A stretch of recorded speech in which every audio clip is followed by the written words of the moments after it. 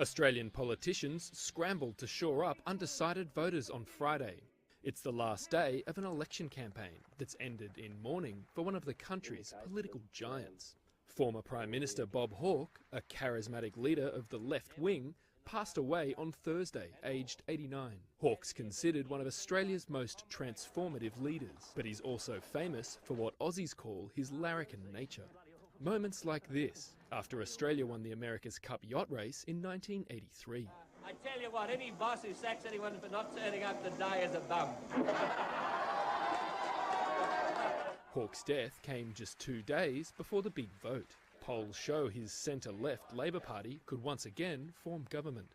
Just this week he waded into the political fray by endorsing his potential successor, Bill Shorten. Labor's victory is no certainty against the incumbent Conservatives led by Scott Morrison. But Reuters' Tom Westbrook in Sydney says the week's dramatic developments may have changed the nature of the campaign.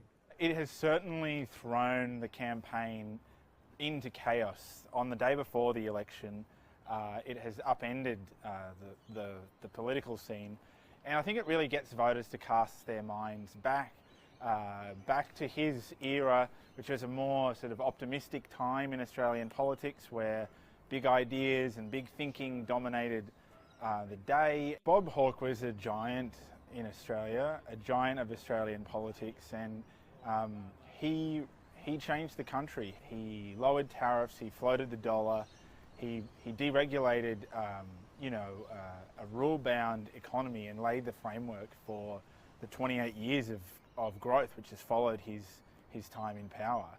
Meanwhile, Shorten and Morrison spent Friday on the campaign trail, trying to secure their own political futures. Morrison, the Prime Minister, he's spent it in Queensland touring marginal seats that he needs to win if he's to retain power. Shorten's had his plans upended by the death of Bob Hawke, so he's been in Sydney today asking voters to support his agenda, which is a reform platform. Australians will vote for their next government on Saturday.